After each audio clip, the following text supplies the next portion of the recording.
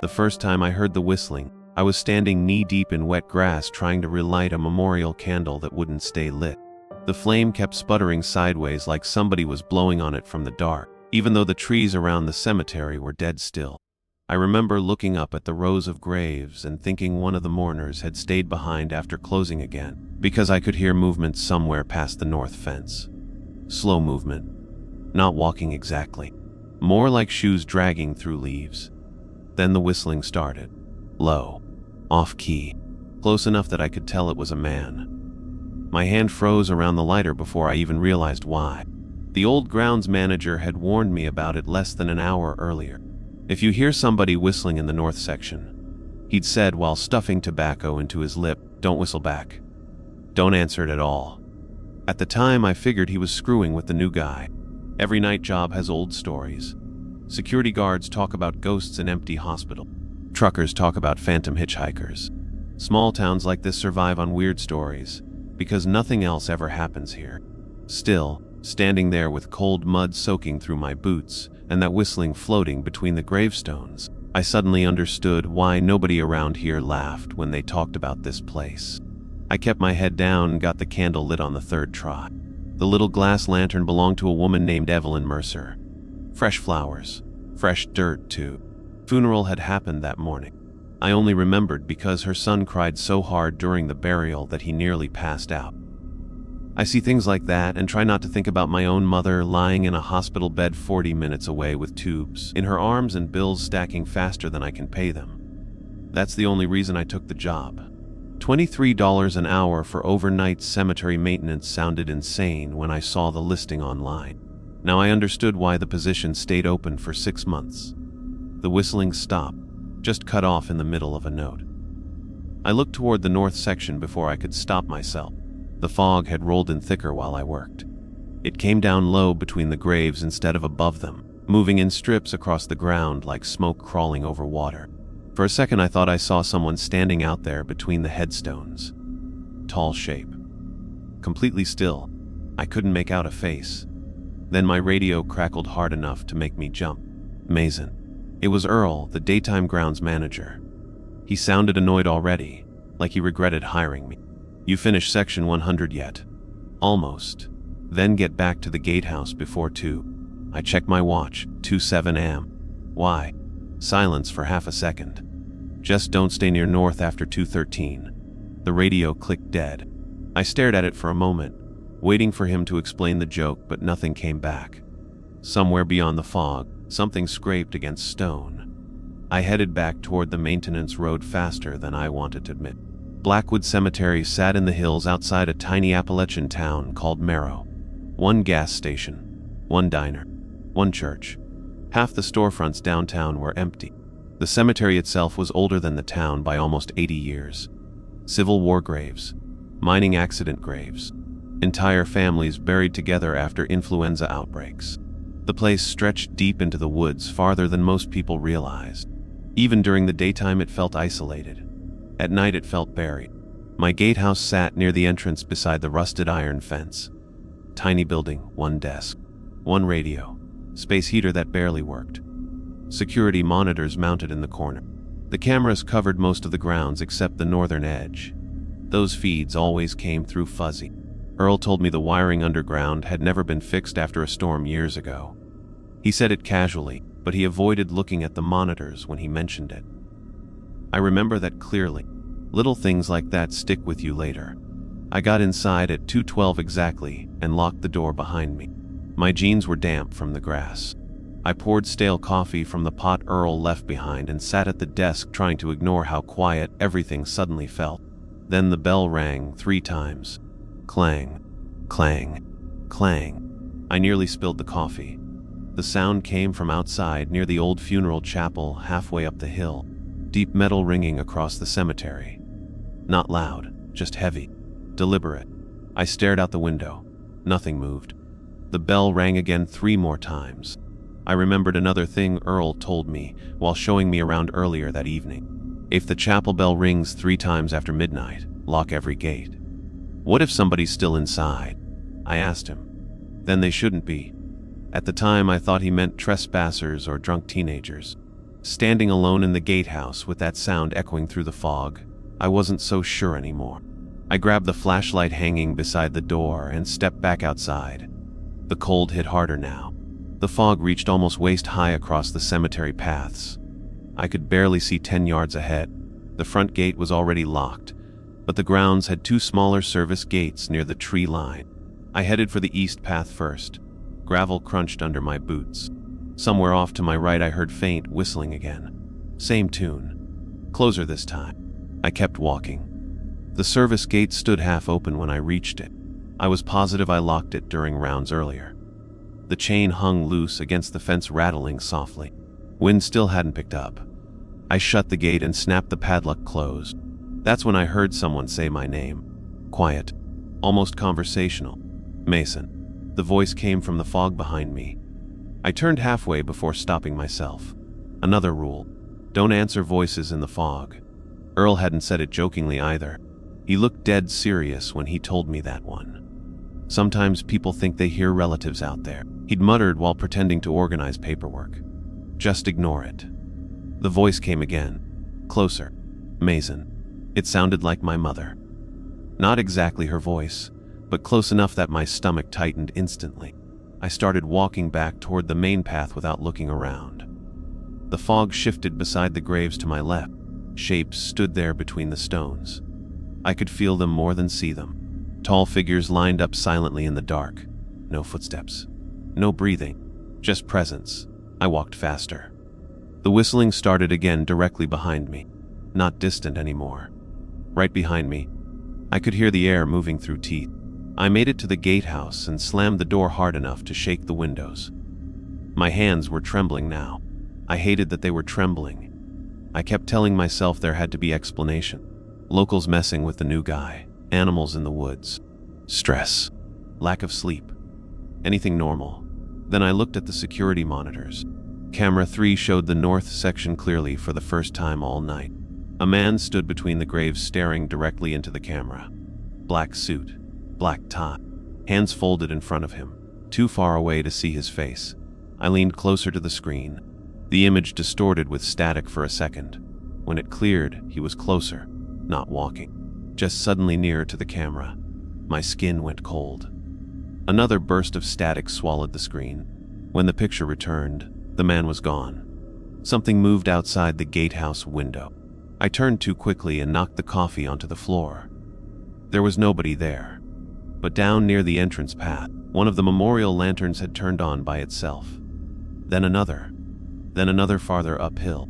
Tiny lights blinking awake one by one across the cemetery, all leading toward the north section. And somewhere beyond the fog, a man kept whistling the same broken tune over and over again. I didn't leave the gatehouse again for almost an hour after the lights came on across the cemetery. I kept watching the monitors, expecting to see teenagers pulling a prank or somebody wandering around drunk. But every camera stayed empty except for the occasional burst of static rolling across the north feeds. The memorial candles outside still burned in a crooked line through the fog like something was marking a path uphill. Around 3 in the morning the whistling stopped completely, and somehow that felt worse. Silence settled over the whole cemetery so hard it made the heater buzzing in the corner sound loud. I remember rubbing my eyes and staring at the coffee stain drying across the floor, while trying to convince myself I was overtired. I'd barely slept the past month. Between driving back and forth to the hospital and dealing with overdue mortgage notices taped to my front door, my brain felt permanently foggy. Stress does weird things to people. That's what I told myself. Stress and isolation. But when my radio crackled again, Earl's voice came through immediately without static. "You stayed inside?" "Yeah, good." He sounded relieved. "The lights are on by themselves." Silence. Then, "Don't go near them." "What the hell is this place, Earl?" Another pause. I could hear him breathing through the speaker. "Just finish your shift." The radio clicked dead before I could answer. I sat there angry for a while after that. Angry at him. Angry at myself for needing the job badly enough to stay. Around 4:30 the fog finally started thinning outside. The memorial lights shut off one by one until the cemetery looked normal again. By sunrise the place could have passed for peaceful. Birds in the trees, dew on the grass, old stones glowing gray in the morning light. You could stand there in daylight and never believe what it felt like after midnight. Earl arrived a little before 7 carrying a cardboard tray with 2 coffees from the diner in town. He looked exactly like he had the night before. Same old flannel jacket, same muddy boots, same tired eyes that always seemed fixed on something far away. "You look like hell," he muttered as he handed me a cup. "Didn't sleep much." "You'll get used to it." I laughed at that.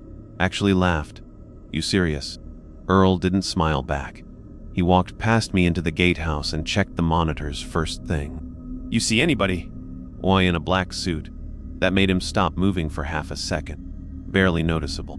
"Where?" "North section." "You look at his face." Couldn't see it. He nodded slowly like that was the correct answer to a question I didn't understand. I followed him inside. "Earl, what's going on out here?" He sighed and sat at the desk. For a moment he looked older than he did yesterday. "You ever work somewhere long enough that the rules stop sounding strange?" "No, you will."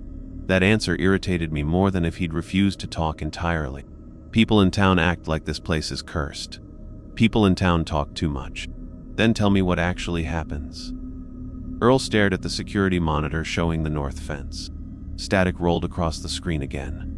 "Things out there don't always act right after dark." "That's not an answer. It's the only one you're getting." I almost quit right there, I really did. I thought about walking out, driving back home, figuring something else out somehow. But then my phone buzzed with another voicemail from the hospital billing office. "Past due balance. Final notice."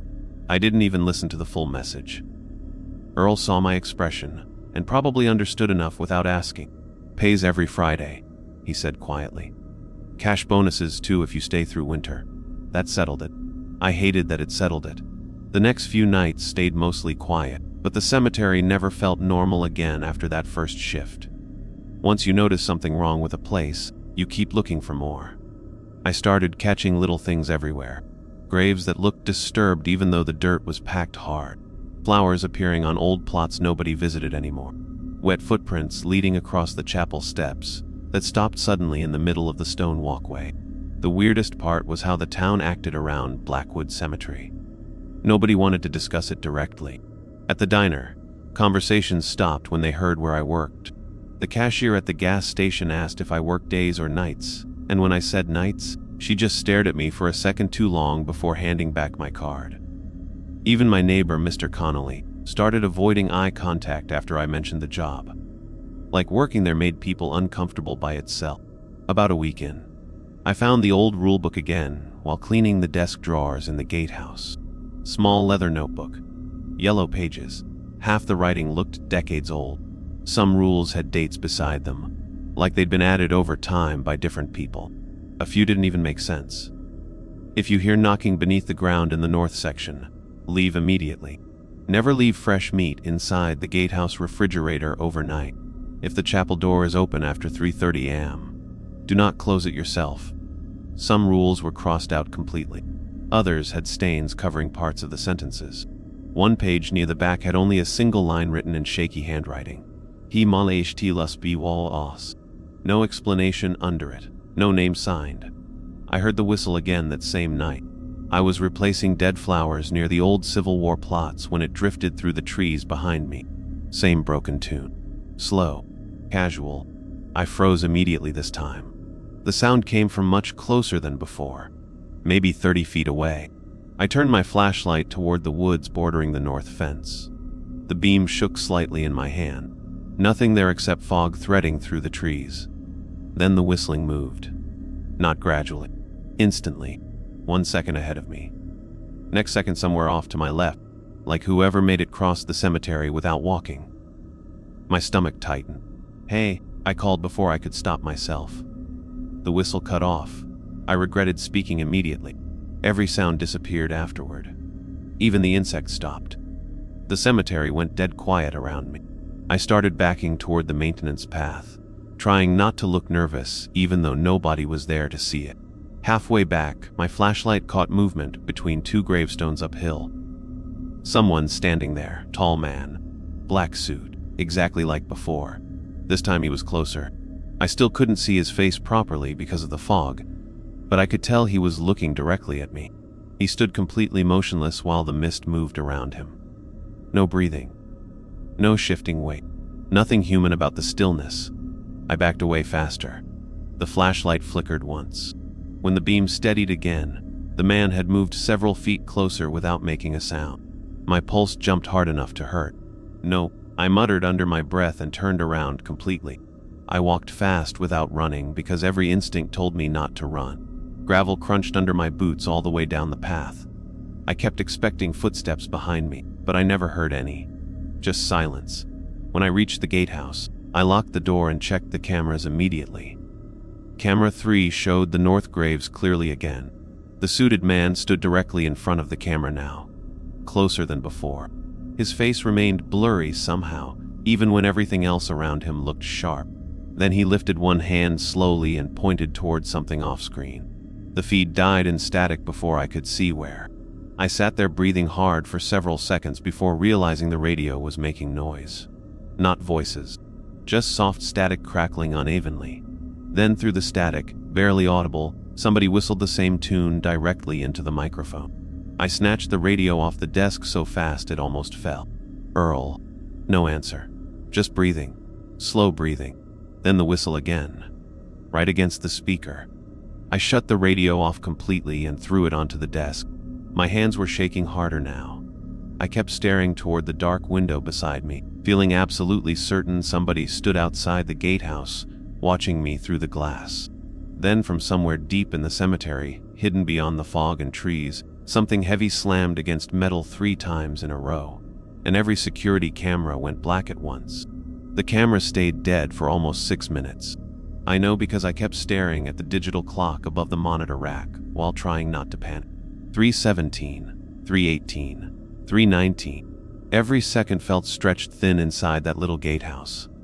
The heater rattled loudly in the corner, and somewhere outside I could hear branches scraping against each other, even though there still wasn't any wind.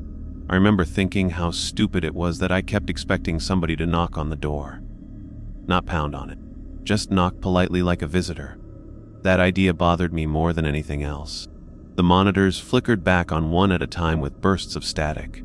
South entrance, Chappelle walkway, east fence, main road. Everything empty. Then camera 3 returned. The north section looked normal again except for one thing.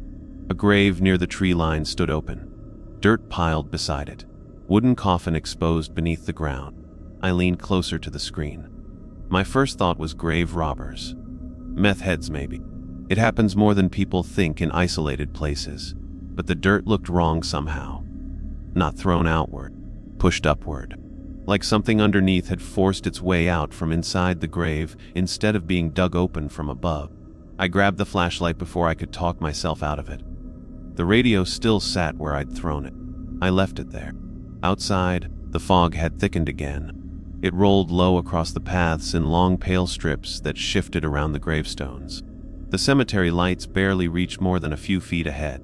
Every sound seemed muffled except my own boots grinding gravel. I kept telling myself I was checking for vandals. Something practical, something real. But I noticed I kept walking faster any time the whistling drifted faintly through the trees. The north section sat on a slight hill beyond the oldest graves. Most of the stones there were too weathered to read properly anymore. Some had dates from the 1800 seconds almost worn smooth by rain and time. The fog looked denser uphill, thick enough in places that it blocked entire rows of graves from view. When I reached the open grave, I stopped moving completely. The coffin lid had splintered outward. Broken wood pieces scattered across the dirt. I swept the flashlight inside expecting bones, or maybe nothing at all. The coffin was empty. Not recently empty either. The interior lining looked rotten and collapsed with age. There were no remains anywhere inside. I stood there trying to process that when I heard movement behind me. Soft crunch of gravel. I spun around fast enough to nearly lose my footing. Nobody there. Just rows of gravestones disappearing into fog. Then the whistle came again, very low, directly ahead this time. My flashlight beam moved across the graves until it landed on a man standing between 2 stone angels about 40 feet uphill. Black suit, hands folded calmly in front of him. Same as before. He looked taller now somehow. or maybe closer than I realized. The strange thing was how ordinary this suit looked.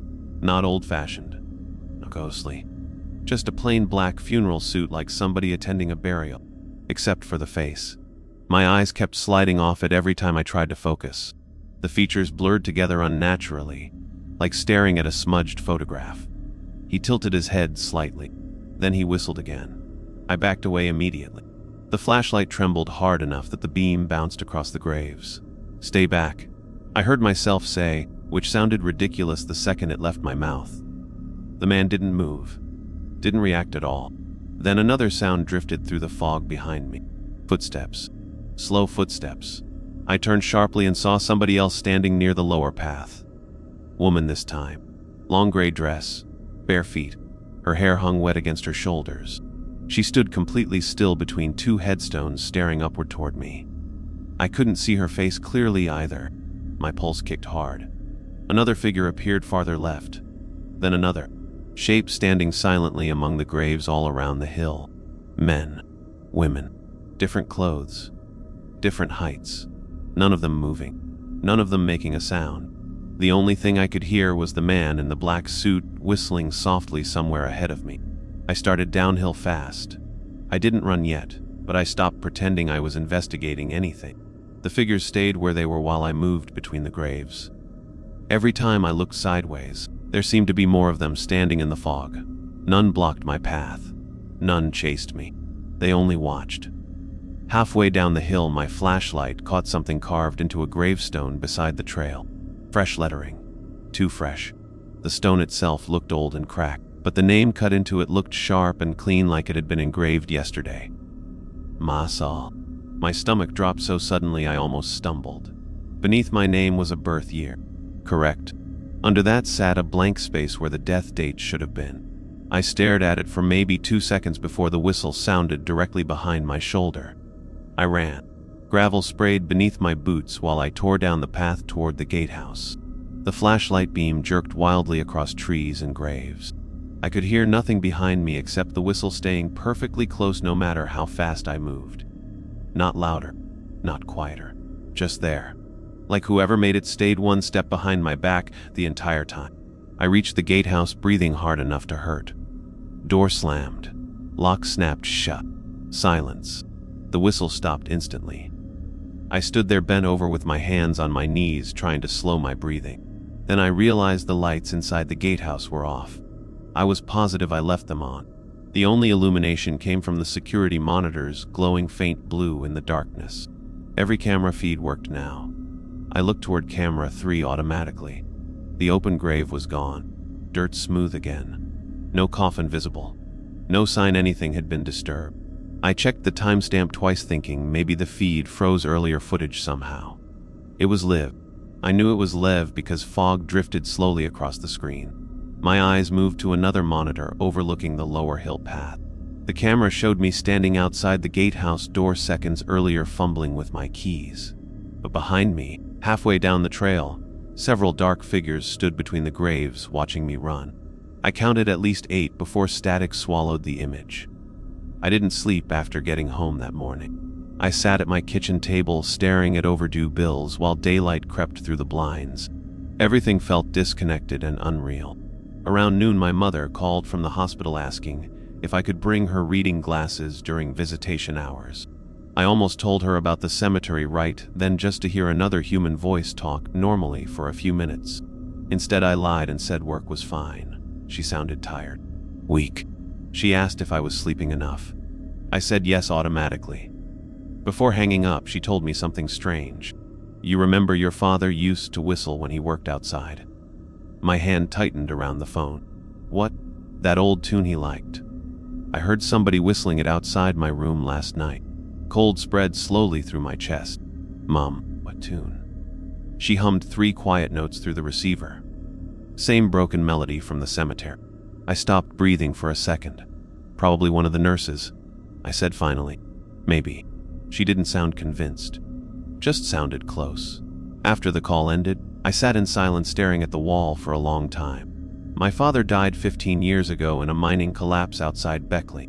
I barely remembered the sound of his voice anymore. But I remembered his whistling perfectly. that night before leaving for work.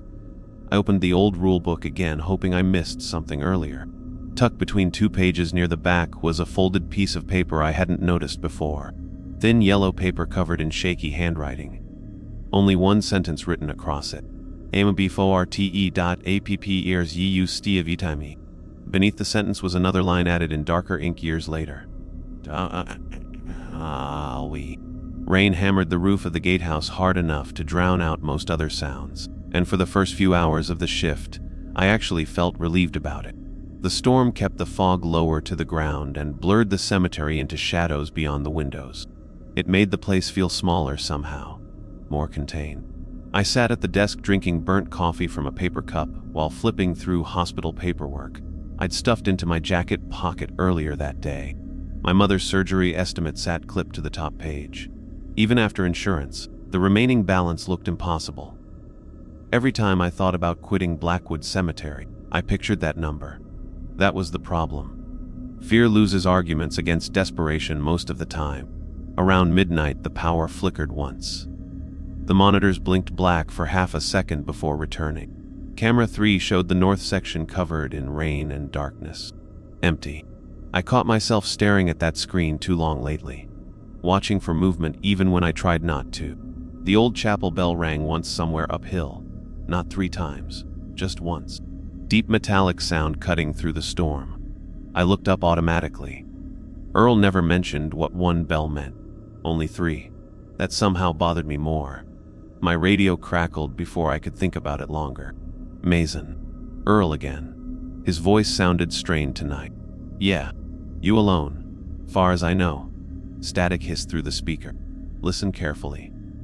If you hear scratching at the windows tonight, don't look outside immediately. I stared at the radio. You serious? Just trust me. Earl, I'm getting really tired of this cryptic bullshit. Silence stretched long enough that I thought he disconnected. Then quietly, almost under his breath, he said, I had a partner once. That caught me off guard. Earl never volunteered personal information. What happened to him? Rain crackled through the radio speaker.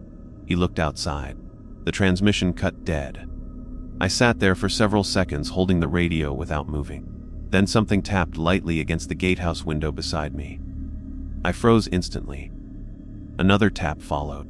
Slow, deliberate, fingernails against glass. My eyes moved toward the window automatically before I stopped myself halfway.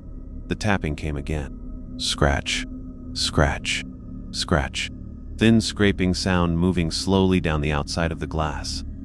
Every muscle in my shoulders tightened. I stared forward at the monitors instead. The scratching continued for almost a full minute. Sometimes fast, sometimes slow. Once it dragged across the entire side window, like somebody pulling their hand along the building while walking past. I kept expecting breathing next, or whispering. Instead, everything stopped at once. Silence except for the rain. My pulse still hammered hard in my neck. Eventually, I forced myself to glance sideways toward the window. Nothing there. Only rainwater crawling down the glass. I laughed nervously under my breath after a minute. Probably tree branches. Animals, maybe. My nerves were getting worse. I hated that too. I used to think of myself as practical, level-headed. Now every sound in that cemetery made my stomach tighten.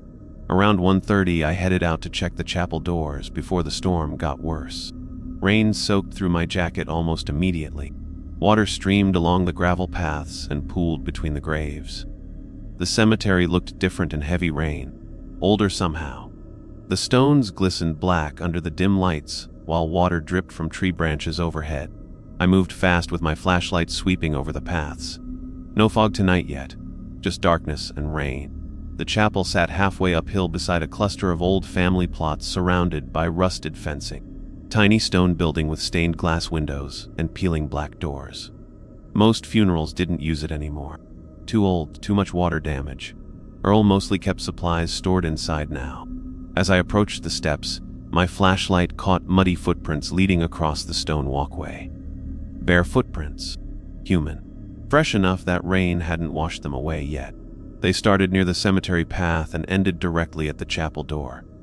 Nothing led back out. I stopped at the bottom of the steps staring at them. The chapel door stood slightly open. Just a few inches. My stomach dropped immediately because I remembered another rule from the notebook.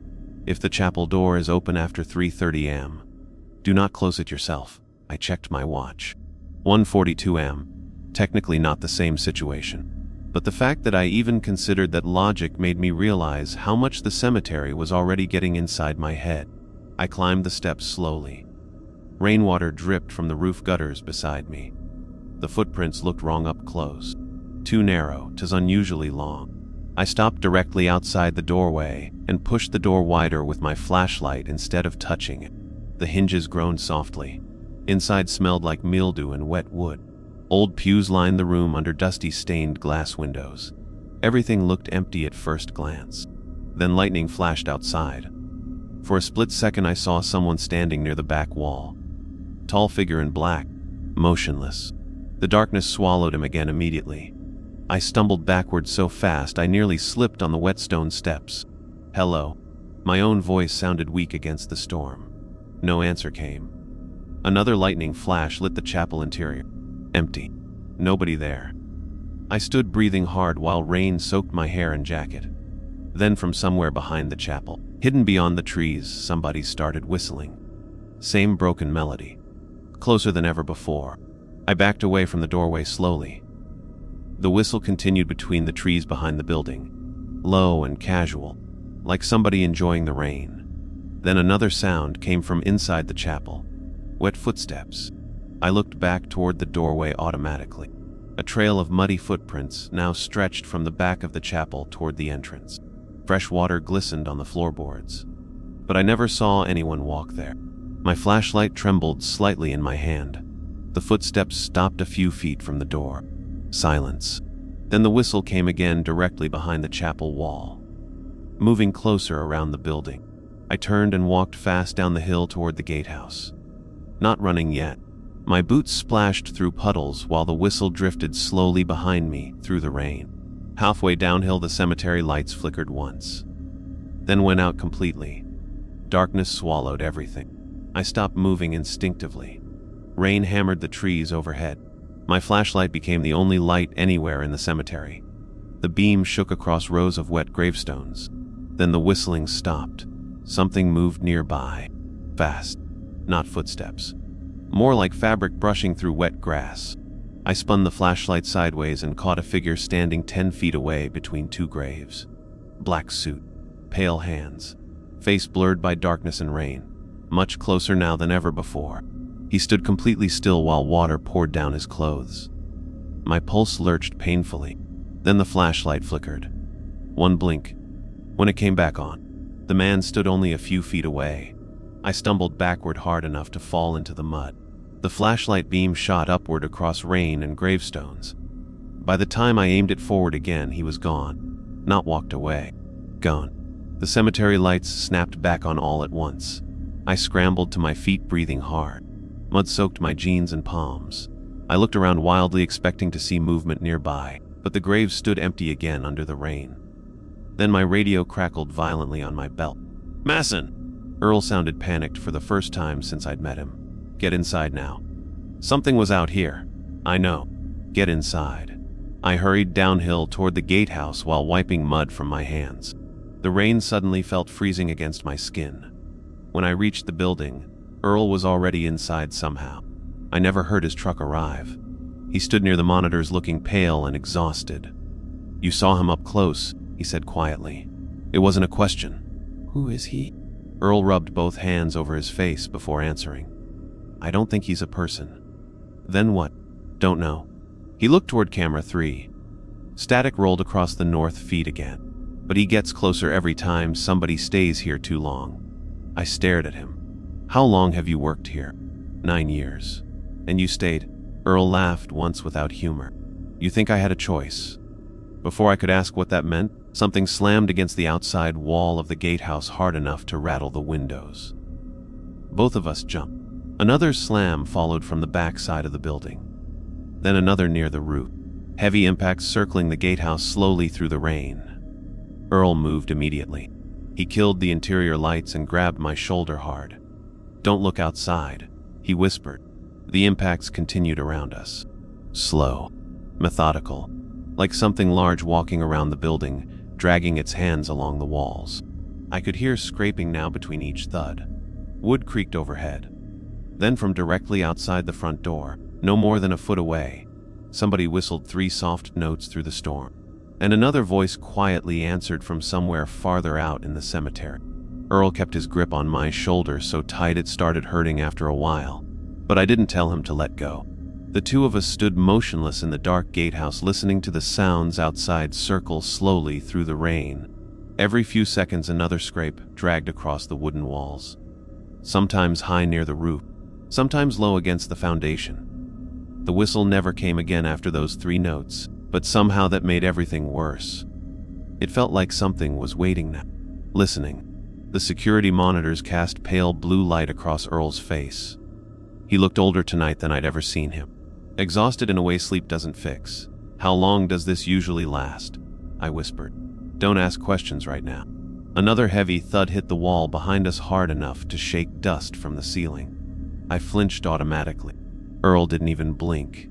That scared me more than the noise itself. It meant he'd lived through this enough times to stop reacting. The impacts continued for another minute before stopping completely. Silence settled over the cemetery except for rainwater dripping from the gutters outside. Earl slowly released my shoulder and walked toward the monitors. "Did it leave?" I asked. "Maybe." "That's not reassuring." He ignored me. Camera 3 still showed only static. Every other feed looked normal. Empty paths, rain falling over graves. Movement anywhere. Earl leaned closer toward the north camera, like he expected something to emerge from the distortion. "You ever hear of the Bell mine collapse?" he asked suddenly. "No." "Outside Beckley, 1991. My stomach tightened immediately. That was the mine where my father died. Earl kept talking without looking at me. Tunnel caved in during a night shift. 11 men trapped underground. I know what happened. My voice sounded flat now. My dad died there. Earl finally turned toward me. Something changed in his expression when he realized that. Not surprise exactly. Recognition. What was his name? Daniel Hale. Earl stared for a second too long. Then he sat down heavily in the desk chair. Jesus Christ. Cold prickled across the back of my neck. "What?" Earl rubbed his jaw slowly before answering. "Your father worked here. I thought I misheard him." "What?" "Years ago. Before the mine accident." My chest tightened. "No, he didn't. For about 8 months." He sounded certain. "Night groundskeeper." Rain hammered the roof while I tried processing that. My father never mentioned Blackwood Cemetery once in his life. Not to me. Not to my mother. Nothing. "That's impossible," I muttered. Earl shook his head slowly. "No, it isn't." He stood again and crossed toward an old filing cabinet near the back wall. After digging through several folders, he pulled out a thin manila envelope stained yellow with age. My father's name was written across the front in faded black ink. Seeing it nearly stopped my heart. Earl handed it over without speaking. Inside sat employment papers, tax forms, and incident reports dating back 15 years. One report near the bottom caught my eye immediately. My hands shook slightly as I unfolded it. Daniel Hale observed responding to whistling from north grounds approximately 2:21 am. Subject later reported hearing voices from beneath Section N grave sites. Mandatory probation issued. I stared at the page while cold spread slowly through my chest. He never told us about this place. "Most people don't," Earl said quietly. "Not after a while." "What happened to him here?" Earl hesitated. "Nothing official." "What does that mean?" He glanced toward the dark window beside us. "Your father quit 2 weeks before the mine collapse." Something about the way he said it made my stomach twist. "You think it followed him?" Earl didn't answer directly. People who work nights here too long start noticing things outside the cemetery. My mother hearing the whistle outside her hospital room suddenly came rushing back into my head. I felt sick. I muttered immediately, "No way." Earl looked genuinely uncomfortable now. "I'm not saying I know what this thing is, but sometimes..." He stopped. "Sometimes what?" "Sometimes it doesn't stay where it's supposed to." We both fell silent after that. Rain continued hammering outside, while static crawled endlessly across camera 3. I looked down again at my father's incident report. Another handwritten note sat clipped behind it. Sibdabzi IR api onotashaksa parimpalis for ipasakta o dolodalianam o memorial stony. My throat tightened instantly. Earl noticed my expression. You saw it too. Not a question, I nodded slowly. Neither of us spoke for several seconds. Finally, I asked the thing I'd been avoiding since this started. What happens when the date appears? Earl looked away immediately. That was answer enough. Around 2 in the morning, the rain finally weakened into a light drizzle. Earl insisted on checking the grounds before dawn despite the storm earlier. I didn't want to leave the gatehouse again, but the thought of staying alone inside felt worse somehow. We took separate flashlights and headed uphill through wet grass and puddles. Fog already drifted low between the graves again. The cemetery smelled strongly of wet earth now. Mud sucked at our boots while we walked the main path in silence. I noticed Earl constantly scanning the spaces between graves instead of the paths themselves, like he expected something to be standing there watching us. Halfway toward the chapel, my flashlight caught movement near the tree line. Tall figure slipping behind a monument. I stopped instantly. Earl. He turned toward me. What? There. I pointed the flashlight toward the trees again. Nothing there now. Earl stared for several seconds before speaking quietly. Don't chase it if you see him. I wasn't planning to. We kept moving uphill. The chapel stood dark and silent ahead of us. Rainwater dripped steadily from the roof edges. The muddy footprints I saw earlier were gone completely, washed away. But something else had changed. Fresh flowers rested on the chapel steps. White lilies tied together with black ribbon. Water droplets still clung to the petals. Earl stopped walking the second he saw them. That wasn't there earlier, I said. Earl nodded once. His face had gone pale again. Nobody's buried tomorrow, he muttered under his breath. What? He didn't answer. Instead, he slowly climbed the chapel steps and picked up the flowers carefully. Tucked beneath the ribbon sat a folded card. Earl read it silently. I watched his expression tighten. What does it say? He handed it over without speaking. The handwriting looked old-fashioned and uneven. Fa'al fa'al, my pulse stumbled painfully. This isn't funny anymore, I said immediately, though my voice sounded weak. Earl looked genuinely disturbed now. I didn't do that. Then who did? Before he could answer, something metallic clanged loudly somewhere deeper in the cemetery. Both of us jumped. Not the chapel bell this time. Different sound. Hollow metal echoing through the fog. Another clang followed several seconds later. Then another. Earl cursed softly under his breath. Stay here. No chance. He ignored that and started toward the north section quickly. I followed anyway. The fog thickened the farther uphill we went until the flashlight beams barely cut through it. Gravestones emerged suddenly from the mist only a few feet ahead before disappearing behind us again. The metallic banging continued somewhere ahead. Slow. Irregular. Like somebody striking metal against stone. Then my flashlight landed on an open grave near the north fence. Dirt scattered across the surrounding grass. Wooden coffin lid hanging crooked beside the hole. Earl stopped so abruptly I nearly walked into him. Oh no, he whispered. The metallic sound came again from inside the grave. Clang. My heartbeat pounded so hard I could hear it. Earl aimed his flashlight downward carefully. I stepped closer despite every instinct screaming not to. The coffin inside the grave stood partially open. Something moved weakly against the interior lid from underneath. Clang. Like someone trapped inside trying to push it open. Earl grabbed my arm hard. Back up. There's somebody in there. Back up now. Another weak bang came from the coffin. Then a voice. Faint. Muffled by wood and dirt. Help. I froze instantly. The voice sounded exactly like my mother.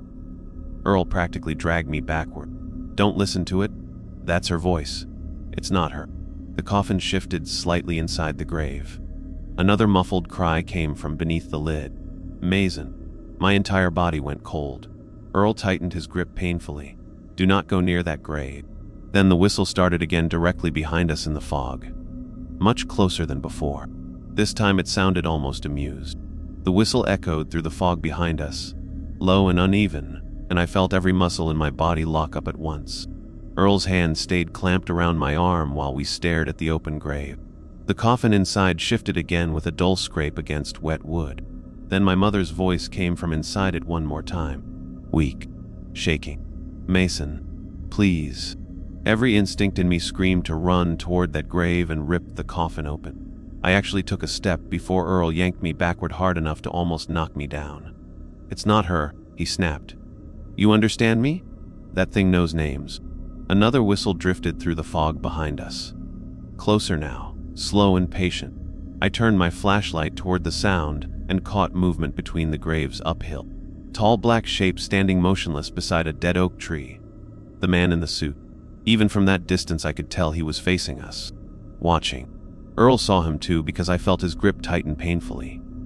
"Don't stare at him," he muttered. "Move." The coffin banged again behind us. "Mason?" My mother's voice cried out louder this time. I nearly turned around again. Earl shoved me forward down the hill before I could. We moved fast through the fog while the whistle followed somewhere behind us between the graves. I kept hearing soft movement off the paths too. Shoes dragging through wet grass. Shape standing just beyond the flashlight beams. Every time I glanced sideways, I caught pale figures between the headstones staring silently in our direction. None of them moved while we looked directly at them. But the moment the flashlight shifted away, I could feel them changing position closer through the fog. By the time we reached the chapel steps, my breathing hurt from panic more than exertion. Earl finally stopped and looked back uphill. The whistle had stopped again. Nothing visible now except drifting fog and crooked gravestones. "What the hell was inside that coffin?" I asked. Earl rubbed rainwater off his face with trembling hands. "I told you, it imitates people. That sounded exactly like her. That's how it works." I stared uphill into the fog. "What is it?" Earl laughed quietly without humor. "You keep asking that like there's an answer." He looked exhausted now. More exhausted than scared. Like someone who'd spent too many years carrying something heavy alone. The old caretakers used to say there was something in these woods before the cemetery got built. Before the town even existed. You believe that? I believe people disappear around here. Cold rain dripped steadily from the chapel roof around us. I realized then how quiet the cemetery had become again. No insects. No wind. Nothing except distant water dripping through trees. Earl suddenly looked toward the north hill again and muttered, "We need to finish rounds before 3. You still care about rounds right now. You stop following routine out here, things get worse."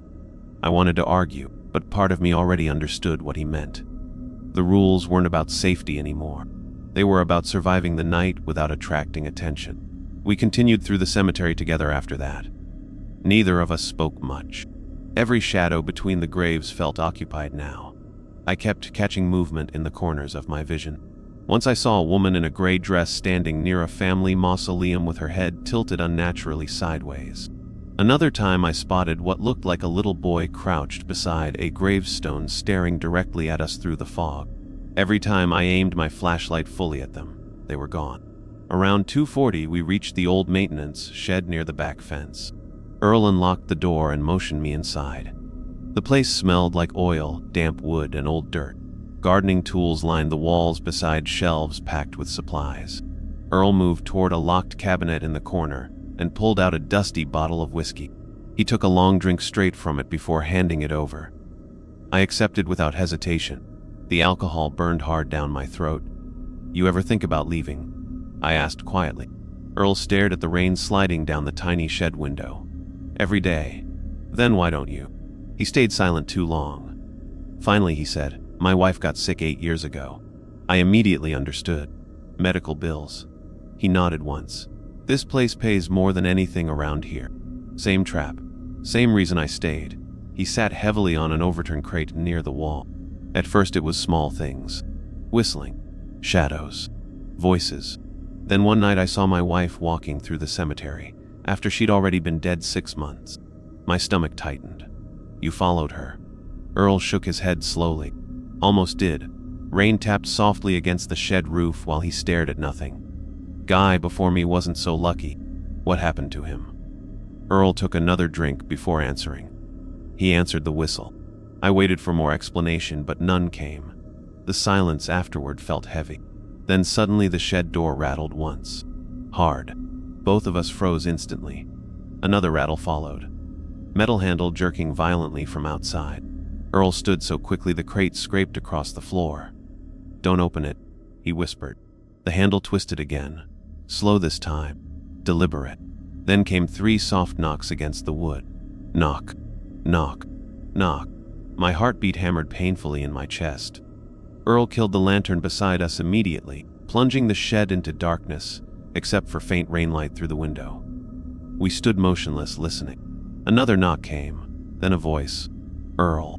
Low male voice outside the door. Calm. Familiar somehow. Earl looked sick suddenly. The voice came again. "Earl, let me in." I realized with a jolt it sounded exactly like Earl himself. Same rough accent. Same tired tone. Earl whispered, "Don't speak." The door handle stopped moving. Silence stretched several seconds. Then from directly outside the shed window, somebody whistled the broken tune softly through the rain. I turned before I could stop myself. A face stood inches from the glass. Blurry. Pale. Features distorted by rainwater and darkness. But I could still tell it was smiling. I stumbled backward hard enough to knock over a shovel. The crash echoed through the tiny shed. Instantly the whistling outside stopped. Complete silence followed. Earl closed his eyes like he already knew something bad had happened. Then slowly, from somewhere above us on the shed roof, came the sound of footsteps. Heavy footsteps. One side of the ceiling creaked under the weight. Then another step. Slow movement crossing overhead. Dirt trickled from the rafters. My entire body went rigid. Whatever walked above us sounded far too heavy to be human. The footsteps reached the center of the roof and stopped. Silence. Then something long and sharp dragged slowly across the metal overhead. Screech. The sound vibrated through the whole shed. Another scrape followed. Then another, like fingernails carving across the roof directly over our heads. I realized my hands were shaking uncontrollably now. Earl gripped the whiskey bottle so tightly his knuckles looked white. Then came a new sound, soft tapping beneath the floorboards. Both of us looked down instinctively. Tap, tap, tap. Something underneath the shed was knocking upward from below us. The tapping spread slowly across the floor under our boots. Different spots, different rhythms, more than one set. Earl whispered something under his breath I couldn't make out. Then the voice came again from outside the door. Only this time it used my father's voice. "Mason." I stopped breathing completely. "Open the door." Same voice I remembered from childhood. Exact same tone. "We need to talk." My knees nearly gave out. Earl grabbed my jacket immediately. "Don't listen." But the voice continued softly through the rain. "Your mother's waiting." Tears actually stung my eyes for a second, because part of me wanted so badly to believe it. Then the whistle started again outside the shed. Close enough now that it sounded like someone standing directly against the wall beside us. And somewhere beneath the floorboards, hidden in the dark earth under the cemetery, something began scratching upward toward us from below. The scratching beneath the shed floor kept moving closer together until it sounded like dozens of fingernails dragging through wet dirt directly under our boots. Earl backed slowly toward the rear wall without taking his eyes off the door. I stayed frozen in place listening to my father's voice outside repeating my name softly through the rain. Mason. Calm. Patient. Exactly the way he used to call me inside after dark when I was a kid. My chest hurt so badly I could barely breathe. "Open the door," the voice said again. "Your mother's scared." Earl suddenly grabbed a shovel leaning against the wall and shoved it into my hands hard enough to snap me out of it. "If that floor breaks," he whispered, "you swing at anything that grabs you." I stared at him. "What the hell is under us?" Before he answered, something slammed upward against the underside of the floorboards. The entire shed jumped. Dust fell from the rafters overhead. Another impact hit closer to my feet. Wood creaked loudly beneath us. Then the scratching resumed immediately, faster now. More desperate. Earl moved toward the door carefully and pressed his ear against it for half a second. The whistling outside had stopped again. Rain tapped softly against the roof. Nothing else. He looked back at me. "We're making a run for the gatehouse." "What? This building won't hold." Another violent thud exploded under the floor near the wall. A wooden plank cracked loudly. Dirt pushed upward through the split. I didn't argue after that. Earl counted silently with his fingers. 1, 2, 3. He yanked the door open fast and bolted into the rain. I followed immediately. Cold water hit my face as we sprinted across the cemetery path toward the chapel hill.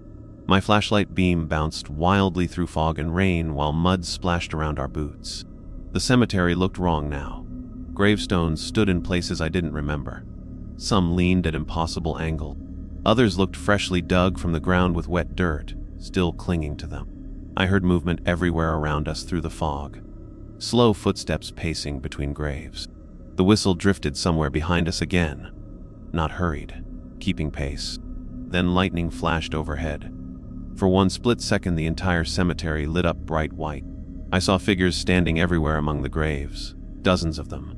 Men in dark suits, women in funeral dresses, children standing silently ankle-deep in mud, all facing us. Then darkness swallowed them again immediately. My pulse lurched painfully. Earl grabbed my jacket and dragged me sideways, just as something rushed past where I'd been standing a second earlier. I didn't see what it was clearly, only a blur moving low through the fog between the gravestones. We reached the chapel steps breathing hard. Earl practically shoved me toward the doors. "Inside. You said not to." "Inside!" We stumbled into the chapel and slammed the door shut behind us. Darkness filled the room except for weak moonlight filtering through stained glass windows. Rain drummed heavily outside now. I could hear my own breathing echoing through the empty pews. Earl locked both chapel doors with shaking hands. "This place is safer," I asked. "For a while." "Why?" Earl looked around the room carefully before answering. "It doesn't like the chapel." That sentence sat wrong in my head immediately. Not doesn't enter. Doesn't like. Like whatever hunted the cemetery still had limits nobody fully understood.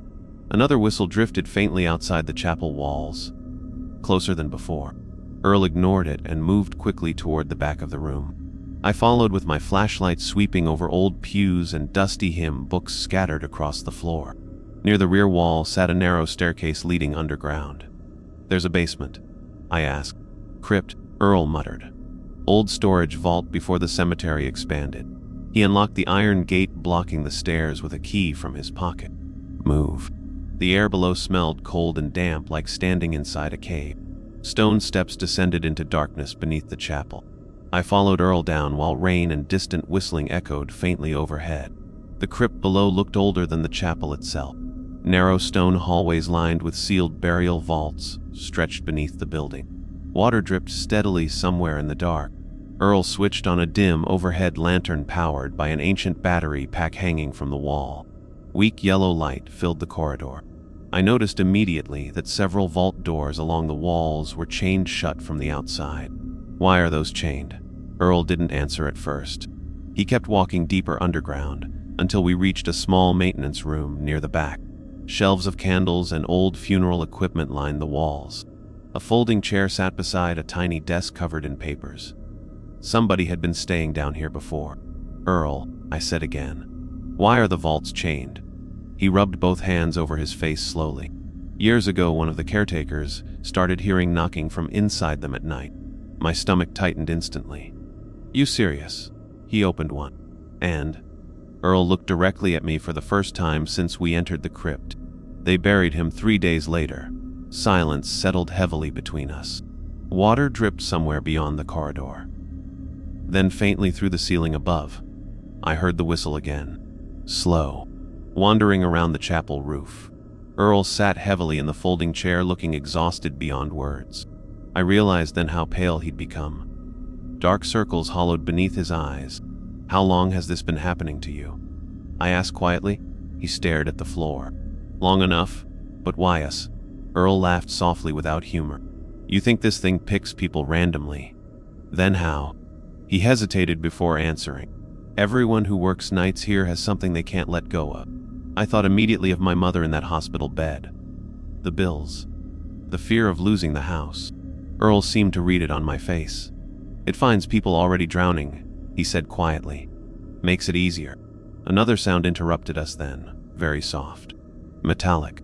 Clink. Both of us looked toward the corridor immediately. One of the chains outside a burial vault rattled gently in the darkness. Then another. Clink. Clink. Earl stood up instantly. "No." Another chain moved farther down the hall. The metal links trembled softly against stone. My pulse started hammering again. "What's happening?"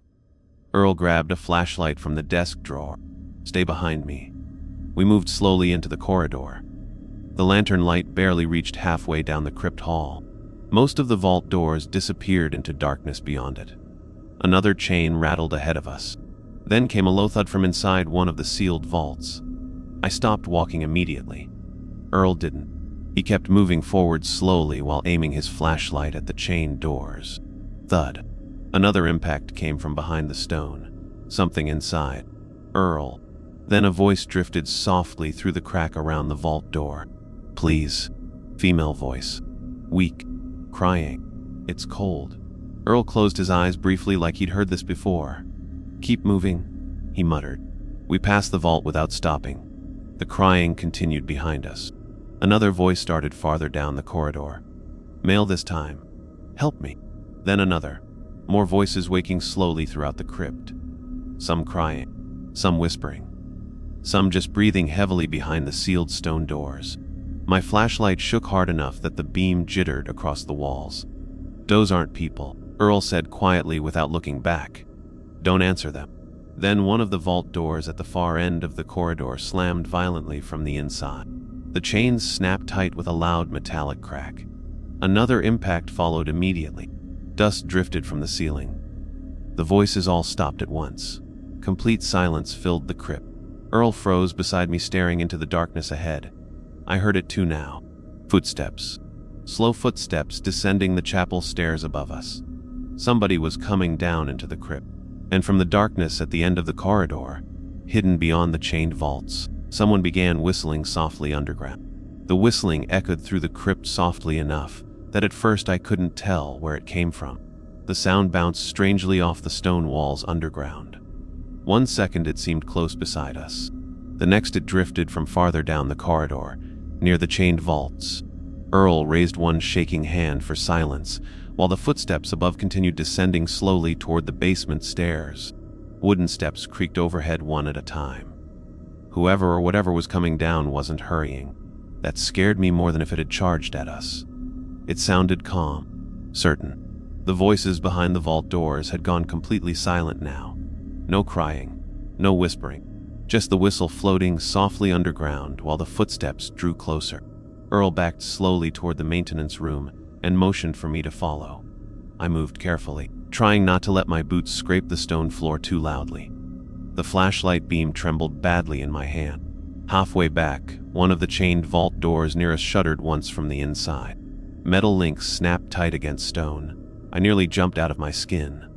Earl didn't stop moving. We slipped back into the maintenance room just as the footsteps reached the bottom of the stairs outside. Silence followed. Absolute silence. Then the whistle stopped too. My pulse hammered so hard I could hear blood rushing in my ears. Earl killed the lantern immediately, plunging the room into darkness except for weak flashlight glow leaking through my fingers. We both stood motionless, listening. Slow footsteps moved through the corridor outside. Not human footsteps exactly. Too even. Too smooth. Like something imitating the rhythm of walking without understanding it completely. The steps stopped directly outside the maintenance room door. I held my breath. The door handle didn't move. Nothing scratched the wood. Whoever stood outside simply remained there silently for several seconds. Then came one soft knock. My entire body tightened instantly. Another knock followed. Then a low male voice spoke through the door. "Earl." Same voice from outside the shed earlier. Calm and patient. "You can't stay down here forever." Earl shut his eyes tightly. The voice continued. "Open the door." Silence. Then the tone shifted slightly. "She's waiting for you upstairs." Earl looked physically sick now. I realized suddenly who the voice meant. His wife.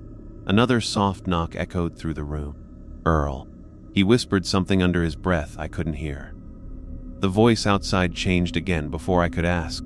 This time it sounded exactly like my mother. "Mazin." My throat tightened painfully. "Mazin, honey, I can't find the nurses." Earl grabbed my wrist hard enough to hurt, before I even realized I'd taken half a step toward the door. "Don't." My mother's voice sounded frightened now. Weak. "Please open the door." Every instinct in my body screamed at me to answer her. Then the whistle started again directly outside the room. 3 slow notes. Casual, almost playful. The voice stopped immediately after. Footsteps moved away down the corridor. Earl waited several more seconds before speaking. "It's trying harder now. Because of me," I whispered. Earl didn't answer directly. "You saw your grave. That means it's close." Cold spread slowly through my chest. "Close to what?" He finally looked at me. "Taking your place." I stared at him. "What does that even mean?" Earl rubbed both hands over his face again. "I don't know exactly. Nobody does." He looked toward the dark corridor outside. "But every caretaker eventually sees their own grave before." He stopped talking. "Before what?" "Before they disappear." Silence filled the room again except for distant water, dripping somewhere deeper underground. My mind kept replaying the gravestone with my name carved into it. The blank death date beneath it. "You saw yours too." Earl nodded once. "Years ago." "Then why are you still here?" He laughed quietly without humor. "Maybe I never really left." I wanted to ask what that meant, but a sudden metallic crash exploded somewhere farther down the crypt. Chains rattled violently. Then another slam hit one of the vault doors hard enough to shake dust from the ceiling. Voices immediately erupted throughout the corridor again. Crying, pleading. Dozens at once now. "Help us, please. Open the door." Earl swore under his breath and grabbed the lantern again. "We need to move." "Move where?" "North Tunnel." I stared at him. "There's a tunnel under the cemetery." "Old mining road," he muttered while relighting the lantern. "Predates the chapel." That word hit me immediately. Mining. My father. A cold realization started forming slowly in the back of my mind. Earl opened the maintenance room door carefully. The corridor outside looked empty again, but the chained vaults trembled constantly now from impacts inside them. One vault door near the end of the hall had cracked open slightly despite the chains. Darkness shifted in the narrow gap. "Don't look inside," Earl warned immediately. We moved quickly down the corridor past the shaking vaults. The voices followed us from behind the doors. Some sounded human, others didn't anymore. One voice laughed softly while another made choking noises like dirt filling lung. I kept my flashlight aimed straight ahead. Near the far end of the crypt, Earl stopped beside an old iron gate built into the stone wall. Rust covered most of it. He unlocked the chain, blocking it with another key from his pocket. "You keep keys to everything," I whispered nervously. "You survive long enough here, you prepare." The gate groaned loudly when he pulled it open. Beyond it stretched a narrow tunnel descending deeper underground, beneath the cemetery. Cold air drifted out carrying the smell of wet earth and something rotten underneath. The tunnel walls looked rougher than the crypt stonework. Natural rock reinforced with old wooden supports darkened by age. "This was part of the old mining system," Earl explained quietly. "Most tunnels collapsed decades ago." I shined my flashlight deeper into the darkness. The tunnel disappeared into blackness almost immediately.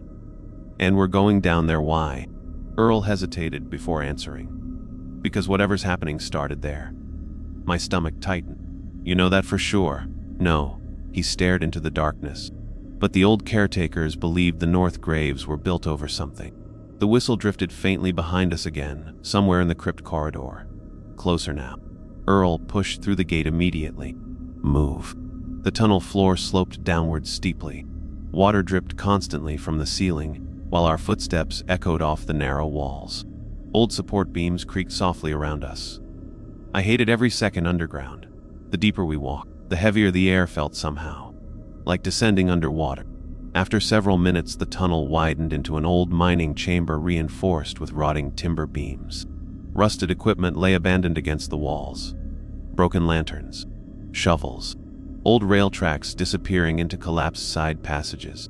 My flashlight beam caught faded writing painted across one timber support. "Keep OF to dar."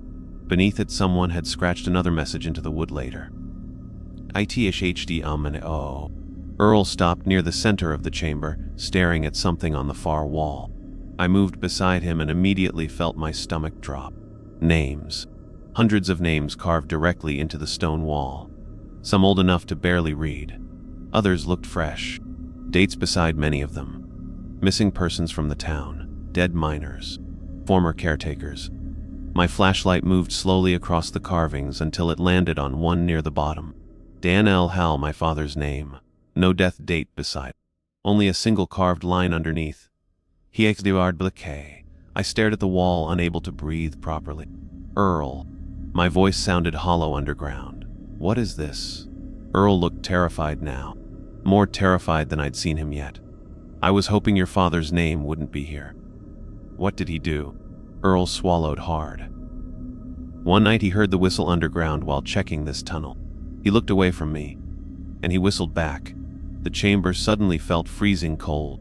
Somewhere deeper in the tunnel system, hidden far beyond our flashlight beams, someone answered with the same broken whistle melody drifting slowly through the dark. And this time, another whistle answered it from somewhere much closer behind us. The second whistle came from directly behind us in the tunnel chamber. Earl spun immediately, raising his flashlight toward the darkness near the entrance. The beam shook across rotting support beams and rusted mining tools scattered on the ground. But at first I saw nothing there. Then the light landed on a pair of polished black shoes, standing motionless beside the tunnel wall. My pulse stopped cold. The beam slowly climbed higher. Black pants. Black suit jacket wet with dripping water. Pale hands hanging loosely at the sides. The face stayed blurred even under direct light, like my eyes physically couldn't focus on it properly. The man stood completely still while the whistle echoed softly from somewhere inside him. Earl backed away slowly. "Don't speak to him," he whispered. The suited man tilted his head slightly toward me. Then he lifted one hand and pointed deeper into the mine tunnel behind us. Another whistle answered from far underground. The sound echoed for several seconds through the darkness.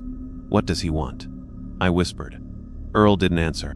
His breathing had gone uneven now. The man lowered his hand slowly. Then he took one step forward. Sound at all. Not even gravel shifting beneath his shoes.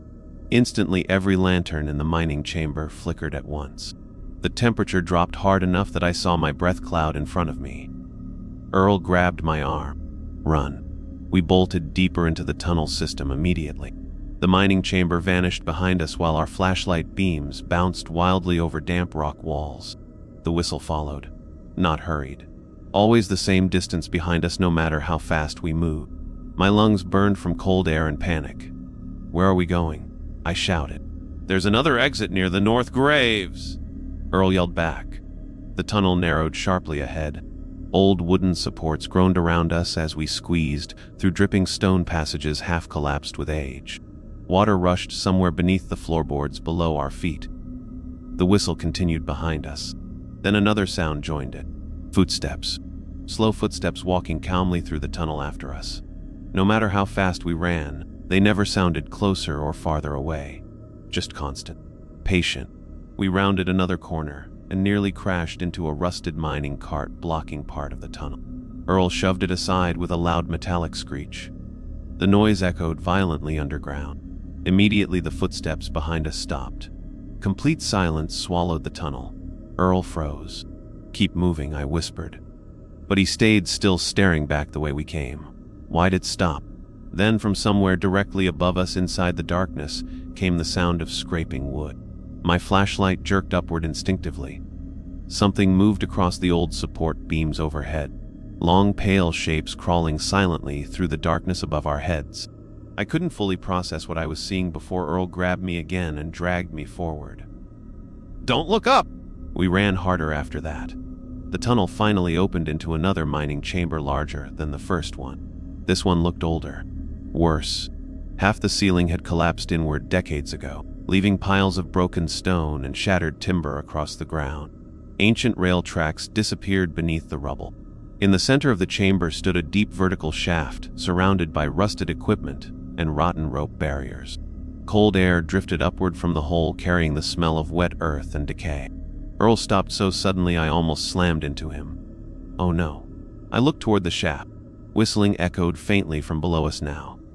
Deep underground. Another whistle answered from farther down beneath it. Then another. Multiple whistles drifting upward through the darkness below the shaft, like voices calling to each other underground. "What is this place?" I asked quietly. Earl stared into the hole with hollow eyes. The original collapse. My stomach tightened immediately. The mine accident. He nodded once. Most people think the Bell Mine collapse happened miles from here. He swallowed hard. It didn't. I stared at him. You're saying the cemetery was built over it? Earl looked sick. Part of it. Cold spread slowly through my chest, while the whistles continued drifting upward from the shaft below. The town covered it up after the collapse. Said it was safer to seal the tunnels than recover the bodies. He looked toward the darkness beneath us. Some people believe they buried something else down here too. My father's name carved into the wall flashed through my head again. H-E-S-B-B-K. Then a flashlight beam appeared suddenly across the far side of the chamber. Both of us jerked around instantly. Someone stood near the collapsed rail tracks. Older man wearing muddy mining gear, and a cracked helmet lamp glowing dim yellow. My breath caught painfully. I recognized him immediately from old photographs at home. My father. Dade. The figure looked directly at me. Dirt covered most of his face, but I could still recognize the tired eyes. He raised one hand slowly. Masson. Earl grabbed my sleeve immediately. No, but I barely heard him. My father took a slow step closer through the darkness. You need to leave this place.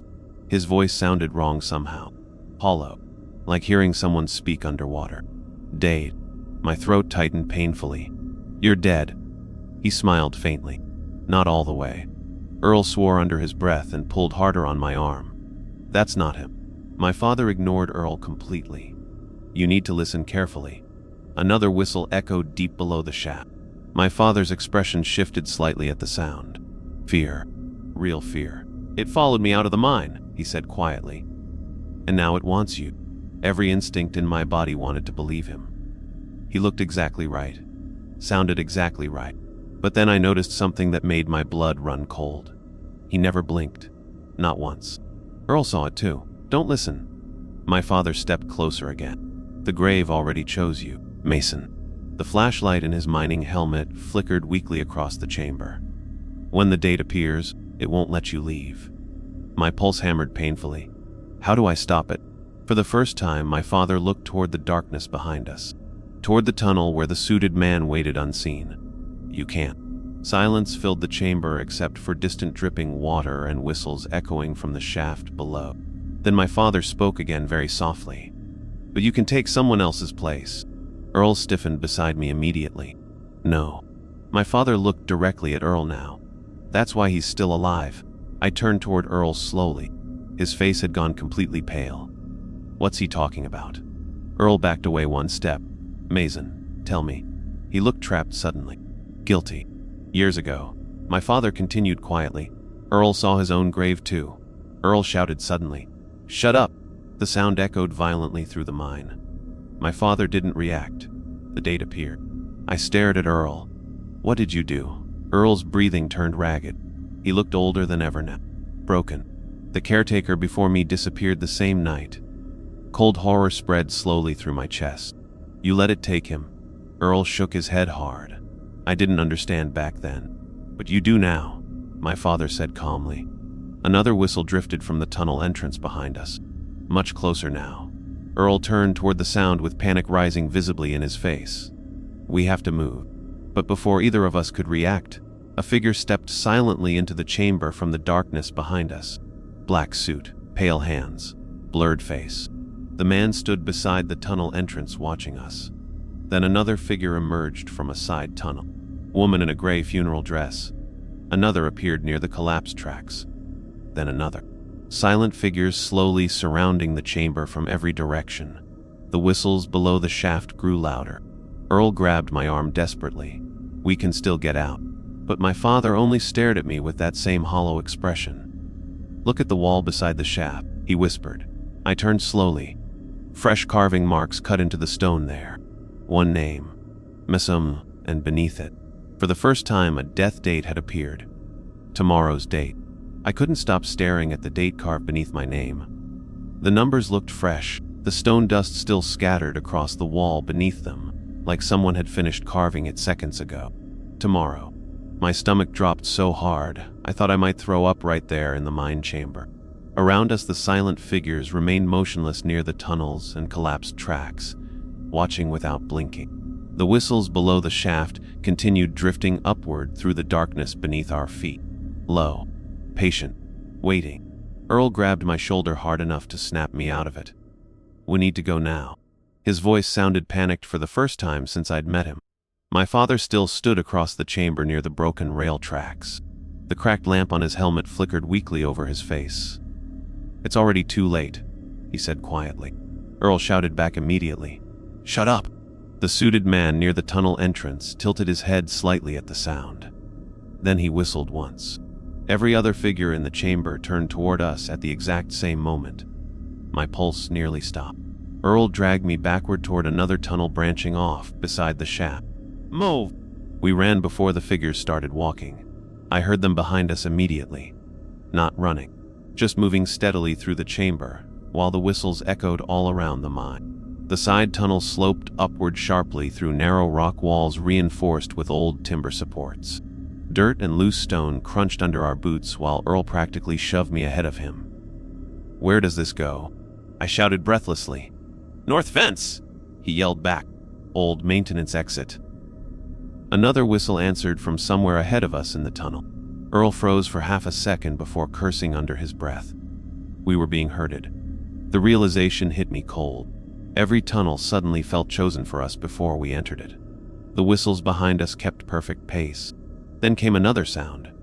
Slow footsteps walking calmly through the tunnel after us. More than one set now. I glanced back once and immediately regretted it. Pale figures moved through the darkness far behind us between the support beams. Some wore burial clothes. Others looked like miners covered in dirt and mud. One moved on all fours along the tunnel wall unnaturally fast before vanishing behind a beam. I nearly stumbled. "Don't look back!" Earl snapped. The tunnel widened slightly ahead into a cramped maintenance corridor lined with rusted pipes and ancient electrical boxes.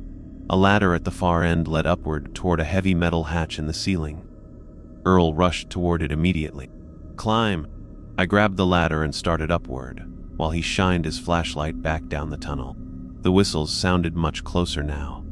I could hear breathing too. Slow, wet breathing echoing through the mine behind us. I reached the hatch and shoved hard against it. At first it didn't move. Panic surged through me instantly.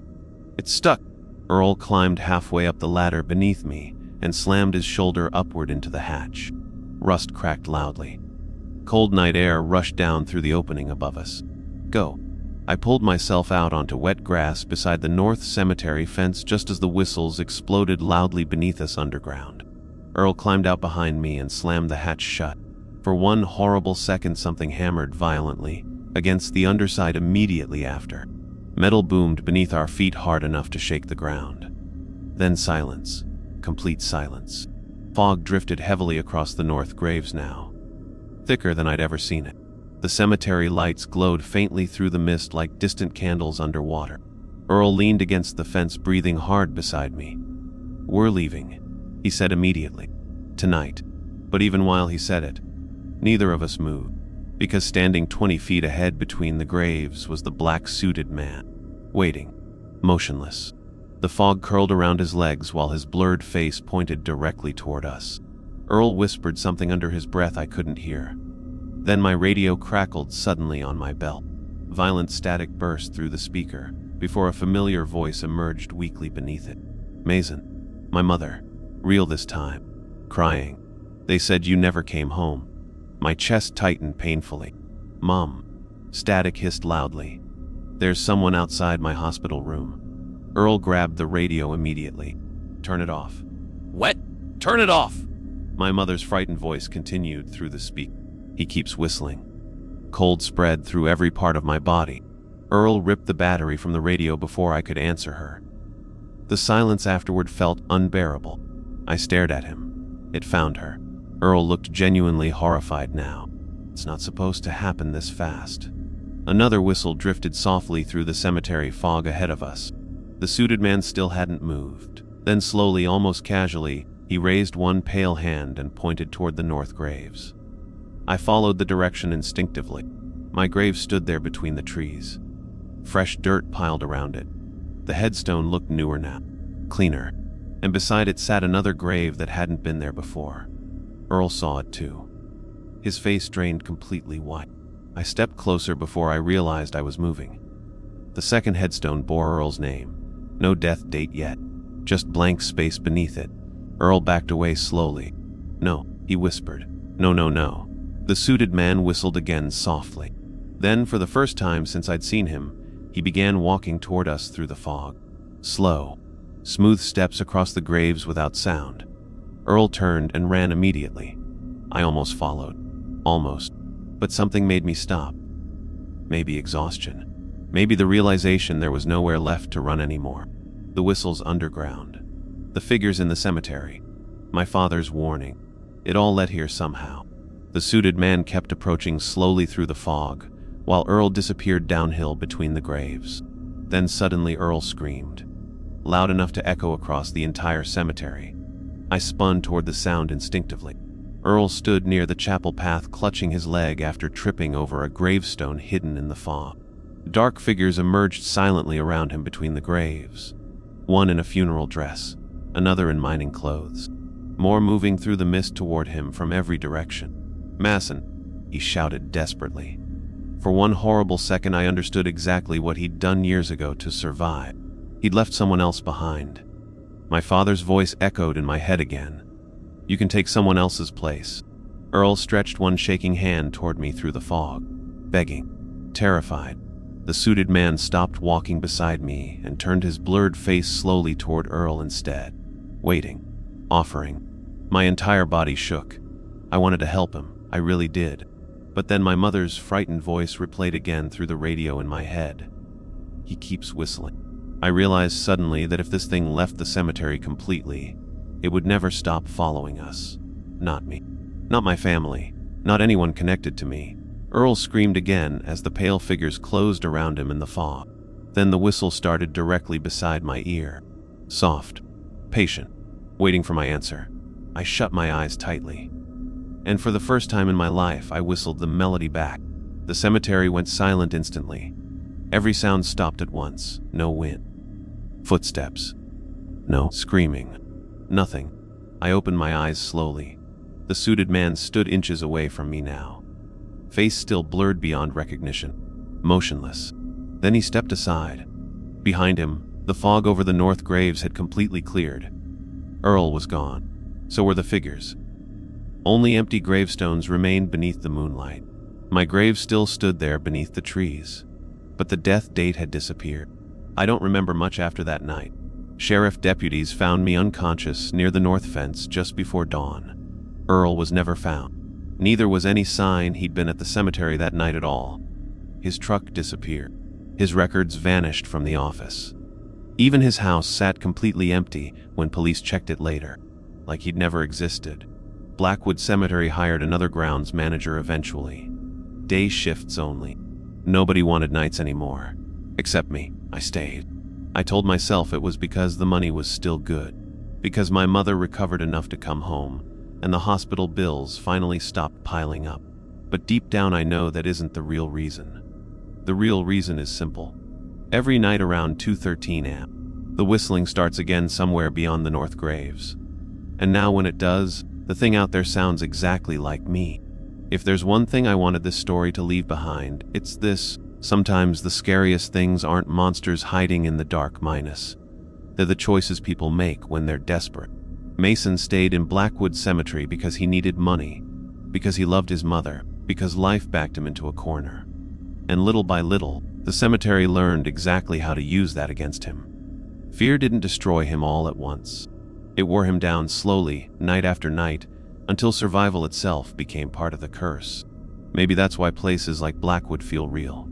Because deep down, everyone knows what it's like to ignore a warning, just to make it through another day.